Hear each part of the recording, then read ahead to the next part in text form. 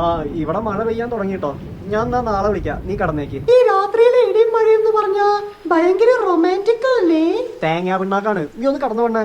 നിനക്ക് എന്താണ് അത്ര തിരക്ക്? എനിക്ക് കുറച്ച് പണിയുണ്ട്. ഒന്നാമത് ഈ ഇടിയും മഴയത്തൊക്കെ ഫോണിൽ സംസാരിക്കണ അപകടമാണ്. നീ ഒന്ന് കടന്നോ, ഞാൻ വെക്കാട്ടോ. ശരി, നാളെ വിളിക്കാം.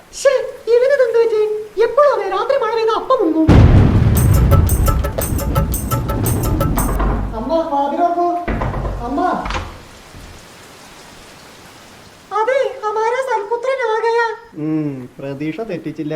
വന്ന് കിടക്കാൻ പറ. വയസ്സ് 10-28 ഇപ്പോഴും രാത്രിയിൽ ഇടിയും മഴയും പെയ്ത അച്ഛന്റെ അമ്മയുടെയും നടുക്ക് കിടക്കണം.